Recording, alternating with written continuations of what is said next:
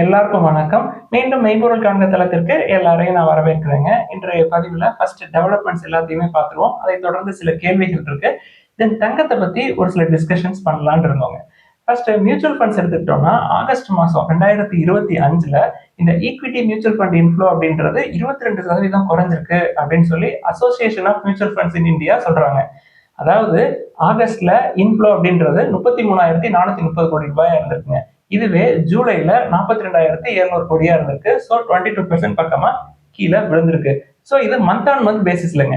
So இது தொடர்ந்து continue ஆகிறதுக்கான சான்சஸ் இருக்கு.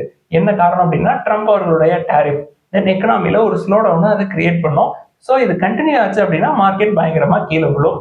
எப்படி தொடர்ந்து எஃப்ஐஎஸ் வித்துக்கிட்டே இருக்கிறாங்க. இப்போதைக்கு டிஐஎஸ் தான் பஃபர் கொடுக்குறாங்க. தொடர்ந்து ஈக்விட்டி இன்ஃப்ளோ குறைஞ்சிட்டே இருந்தது அப்படின்னா டிஐஎஸ்ஆல பஃபர் கொடுக்க முடியாது. ஆட்டோமேட்டிக்கா மார்க்கெட் கீழே விடும். குறிப்பா நம்ம பார்க்கணும் அப்படின்னா ஸ்மால் கேப்ல இன்ஃப்ளோ அப்படின்றது குறைஞ்சிருக்குங்க. பட் லார்ஜ் கேப் மிட் கேப்ல இன்ஃப்ளோ நல்லா இருக்கு. தென் எஸ்ஐபி கான்ட்ரிபியூஷன்ஸும் குறைஞ்சிருக்குங்க ஜூலை கம்பேர் பண்றப்ப ஆகஸ்ட்ல.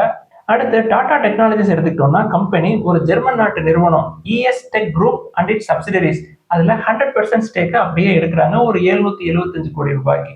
ஸோ இந்த அக்விசிஷனை டாடா டெக்னாலஜிஸ் முடிச்சாங்க அப்படின்னா அவங்களோட ஆட்டோமேட்டிவ் வேல்யூ செயின் என்ஹான்ஸ் ஆகுங்க.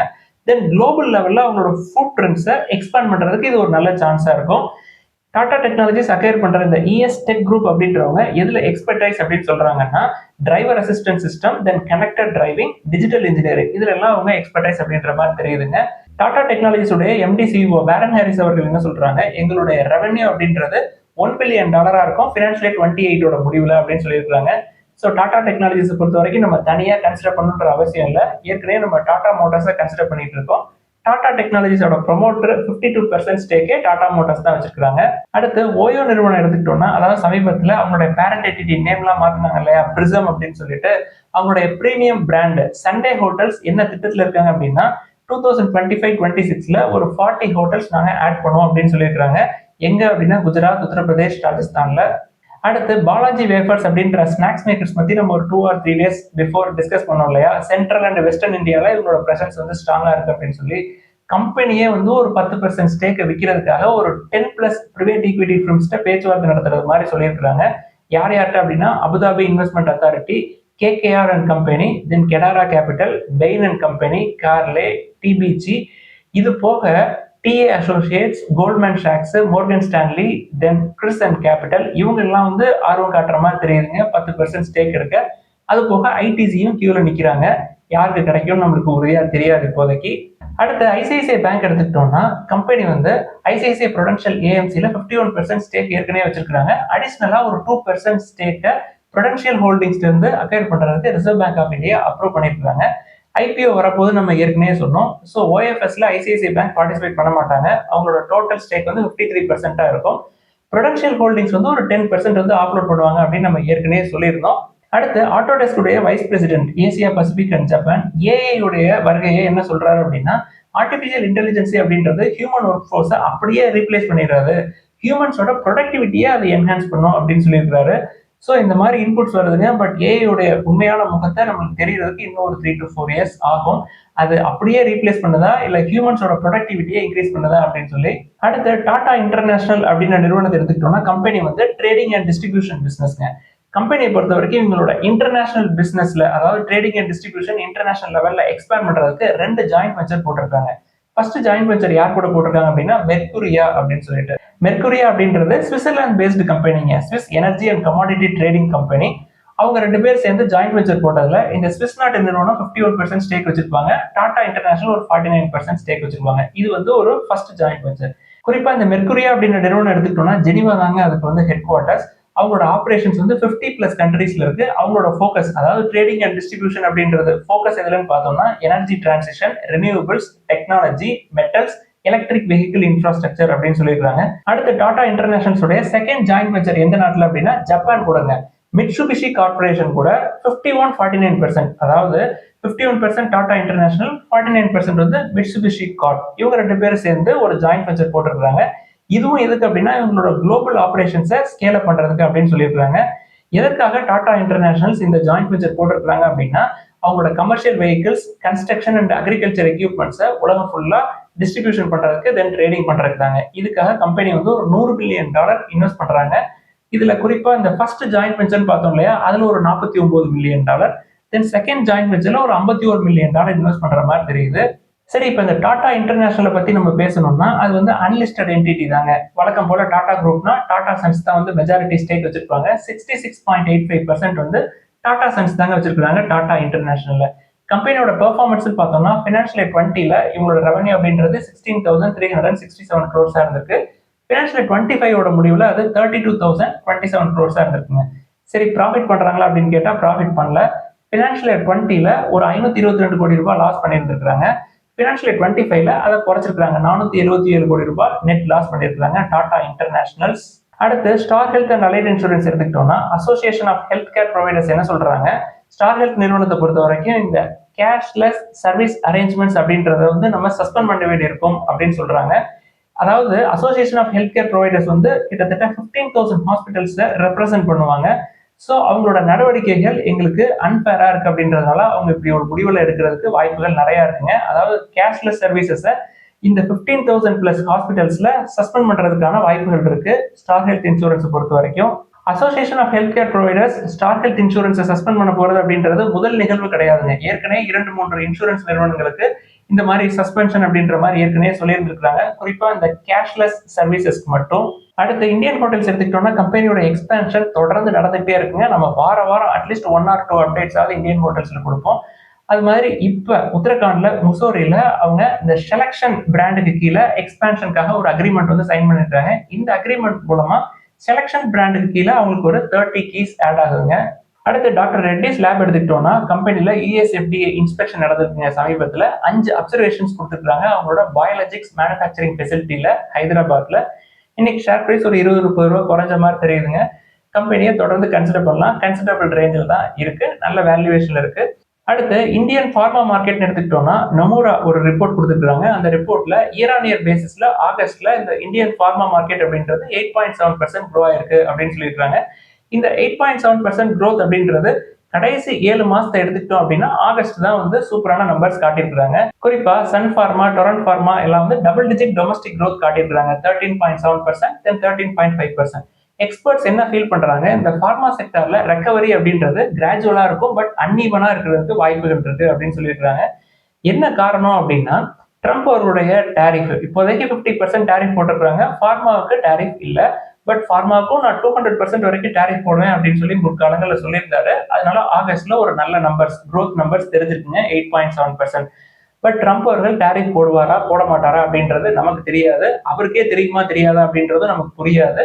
குறிப்பா இயர் டு டேட் ஃபார்மா ஸ்டாக்ஸோட பெர்ஃபார்மன்ஸ் அப்படின்னு எடுத்துக்கிட்டோம்னா நாட்கோ ஃபார்மா ஒரு 37% பக்கமா கீழே விழுந்திருக்குங்க 2025ல. தென் இப்கா லேப் 22% விழுந்திருக்கு. டாக்டர் ரெட்டிஸ் 5% கீழே விழுந்திருக்கு. சன் ஃபார்மா 15.25% விழுந்திருக்கு. தென் லுபின் எடுத்துக்கிட்டோம்னா ஒரு 14% பக்கமா கீழே விழுந்திருக்குங்க. இதுல குறிப்பா லுபினோட வேல்யூவேஷன்ஸ் அப்படின்னு எடுத்துக்கிட்டோம்னா 25 times earnings இருக்குங்க. Debt to equity 0.32. நம்ம பெரும்பாலும் டெட் ஃப்ரீ ஃபார்மா கம்பெனிஸ் தான் கன்சிடர் பண்ணுவோம். பட் பாசிட்டிவ் சைட்ல year to date positive returns அப்படின்னு எடுத்துக்கிட்டோம்னா சிப்லா தென் சைடஸ் ரெண்டுமே வந்து பாசிட்டிவ் சைடு இருக்குங்க. அடுத்து கோத்ரேஜ் என்டர்பிரைசஸ் எடுத்துக்கிட்டோம்னா கம்பெனியோட மேலோட என்ன எக்ஸ்பெக்ட் பண்றாங்க, 2029ல கம்பெனியோடைய டோட்டல் ரெவன்யூல ஹாஃப் ஆஃப் த ரெவன்யூ யார் கான்ட்ரிபியூட் பண்ணுவாங்க அப்படின்னா கம்பெனியோடைய ஃபர்னிச்சர் பிசினஸ், அதாவது இன்டீரியோ அப்படின்னு சொல்லிட்டு ஒரு பிசினஸ் இருக்கு இல்லையா. எப்படி அப்படின்னா அவங்க எக்ஸ்பிளைன் பண்ண போறாங்க. இப்போதைக்கு 1000 ஸ்டோர்ஸ் இருக்கு. ஸோ 2028ல நாங்கள் அடிஷ்னலாக ஒரு 500 ஸ்டோர்ஸ் ஆட் பண்ணுவோம் அப்படின்னு சொல்லியிருக்காங்க. குறிப்பா பிசினஸ் டு கன்சியூமர் செக்மெண்ட்ல ஒரு 300 stores, then business to business செக்மெண்ட்ல ஒரு 200 ஸ்டோர்ஸ், டோட்டலா ஒரு 500 ஸ்டோர்ஸ் நாங்க ஆட் பண்ணுவோம் அப்படின்னு சொல்லியிருக்காங்க. அடுத்து இன்னைக்கு கேள்விகளுக்குள்ள போயிடலாங்க. ஃபர்ஸ்ட் NLC இந்தியா அப்படின்னு நிறுவனத்தை பத்தி கேட்டிருக்காங்க. கம்பெனியை பொறுத்த வரைக்கும் டெட் டு ஈக்விட்டி அதிகமா இருக்குங்க. 1.2 times இருக்கும். Then 13 times earnings, price to book 1.9 times இருக்கும். அதுக்கு நான் கோல் இண்டியாவை பார்ப்பேங்க. கோல் இண்டியா வந்து ஆல்மோஸ்ட் டெட் ஃப்ரீ 0.08 அதுல தான் இருக்கும். தென் பிரைஸ் டு earnings வந்து 7.33 times தான் இருக்கும். ஸோ 265 ரூபா போட்டு NLC நான் கன்சிடர் பண்றதுக்கு அது ஒரு 125 ரூபா சேர்த்து 400 ரூபா போட்டு ஒரு கோல் இண்டியாவை நான் கன்சிடர் பண்ணிடுவேங்க. கோல் இண்டியா நல்ல வேல்யூவேஷன்ல தான் இருக்கு. அடுத்து V-Guard நிறுவனத்தை பத்தி கேட்டிருக்காங்க. கம்பெனி சூப்பரான கம்பெனிங்க, almost debt free, but 55 times earnings இருக்கும். நம்ம கன்சிடர் பண்ற லெவல்லே இருக்காது. அடுத்து ஆதித்யா பிர்லா கேபிட்டல் பத்தி கேட்டிருக்காங்க. ஆதித்யா பிர்லா கேபிட்டல் ஒரு காலங்களில் நம்மளோட வாட்ச் லிஸ்ட்ல இருந்ததுங்க. நம்மளும் கன்சிடர் பண்ணியிருந்தோம் 150 155 அந்த ரேஞ்சில் கன்சிடர் பண்ணியிருந்தோம். இப்போ பிரைஸ் டு புக் 1.5 விட அதிகமாயிடுச்சுங்க. ஒரு 300 ரூபாய்க்கு பக்கமா வந்துருச்சு. நம்ம அந்த சைடு போக முடியாது. அடுத்து இந்த ஹோல்டிங் கம்பெனிஸ் எல்லாம் ஒரு பார்வை பாருங்க சார் அப்படின்னு சொல்லி கேட்டுருக்காங்க. நம்ம ஹோல்டிங் கம்பெனிஸ் எடுத்துக்கிட்டோம்னா டாடா இன்வெஸ்ட்மெண்ட் கார்பரேஷன் புக் வேல்யூக்கு பக்கமா தாங்க இருக்கு. பட் பிரைஸ் டு ஏர்னிங்ஸ் பார்த்தோம்னா 100 டைம்ஸ் இருக்கும். ஸோ அதை கன்சிடர் பண்ண முடியாதுங்க. டிவிஎஸ் ஹோல்டிங்ஸ் எடுத்துக்கிட்டோம்னா எல்லாமே காஸ்ட்லியா இருக்கு. Price to earnings, price to book எல்லாமே அதிகமா இருக்கு. ஜேஎஸ்டபிள்யூ ஹோல்டிங்ஸ் எடுத்துக்கிட்டீங்கன்னாலும் பிரைஸ் டு ஏர்னிங்ஸ் 118 டைம்ஸ் இருக்குங்க. புக் வேல்யூ விட கம்மியா இருந்தாலும் 118 டைம்ஸ் ஏர்னிங்ஸ்ங்கிறது ரொம்ப ரொம்ப அதிகம் தான். எனக்கு என்னமோ டாடா இன்வெஸ்ட்மெண்ட் கார்பரேஷன், தென் ஜேஎஸ்டபிள்யூ ஹோல்டிங்ஸ், டிவிஎஸ் ஹோல்டிங்ஸை கம்பேர் பண்றப்ப சுந்தரன் ஃபினான்ஸ் ஹோல்டிங்கிறது கொஞ்சம் சீப்பா இருக்கிற மாதிரி தெரியுது. அதை வேணா நீங்க பாருங்க. அடுத்து லிக்விட் ஃபண்ட் பத்தி கேட்டிருக்காங்க. பெரும்பாலும் டெட் இன்ஸ்ட்ருமெண்ட்ஸ்ல தான் அவங்களோட இன்வெஸ்ட்மெண்ட்ஸ் எல்லாமே இருக்கும். ரிமைனிங் வந்து கேஷா இருக்குங்க. ஸோ லிக்விட் ஃபண்டை பொறுத்த வரைக்கும் எக்ஸ்பென்ஸ் ரேஷியோ உங்களுக்கு கம்மியா இருக்கிற மாதிரி பார்க்கலாம். உங்களுக்கு கண்டிப்பா வேணும் அப்படின்னா நான் பெரும்பாலும் லிக்விட் ஃபண்ட் எந்த ஃபண்டுமே நான் கன்சிடர் பண்றது இல்லை. எக்ஸ்பென்ஸ் ரேஷியோ நான் பார்த்த வரைக்கும் ICICI Prudential liquid fund direct அப்படின்றது எக்ஸ்பென்ஸ் ரேஷியோ கம்மியா இருந்ததுங்க, 0.2. தென் டாடா லிக்விட் ஃபண்ட் 0.2ல இருக்கு எக்ஸ்பென்ஸ் ரேஷியோ. தென் அதர்ஸ் எல்லாம் வந்து 0.21 அந்த ரேஞ்சில் இருக்கு. இதுல எது கம்மியா இருக்கோ அதை நீங்க சூஸ் பண்ணிக்கலாம். லிக்விட் ஃபண்ட் உங்களுக்கு கண்டிப்பா வேணும் அப்படின்னா. அடுத்த ஒரு நண்பர் வந்து முற்காலங்கள்ல ரெசிடென்ட் இந்தியனா இருந்தப்ப இங்க டிமேட் அக்கௌண்ட்லாம் ஓபன் பண்ணி நிறைய ஸ்டாக்ஸ் வந்து நான் கன்சிடர் பண்ணியிருக்கேன் சார். இப்போ வந்து நான் என்ஆர்ஐ ஆயிட்டேன். இப்ப இங்க இருக்கிற ஆர்ஐ அக்கௌண்ட்டை நான் தொடர்ந்து இன்வெஸ்ட் பண்ணலாமா, அப்படி பண்ணக்கூடாதுன்னு சொல்றாங்களே அப்படின்னு சொல்லி கேட்டிருக்காங்க. நானும் ஐசிஐசிஐ டைரக்ட்ல விசாரிச்சேங்க, மேம்கிட்டையும் விசாரிச்சிட்டேன். அப்படி பண்ணக்கூடாது அப்படின்னு சொல்லியிருக்காங்க. அதுக்கு ஆல்டர்னேட் ஆப்ஷன்ஸும் கொடுத்தாங்க. என்ன அப்படின்னா இங்க இருக்கிற ஆர்ஐ அக்கௌண்ட்டை என்ஆர்ஐ அக்கௌண்ட்டா கன்வெர்ட் பண்ணிக்கிறதுக்கு பாசிபிலிட்டிஸ் இருக்கு. எப்ப அப்படின்னா 2 விஷயங்க.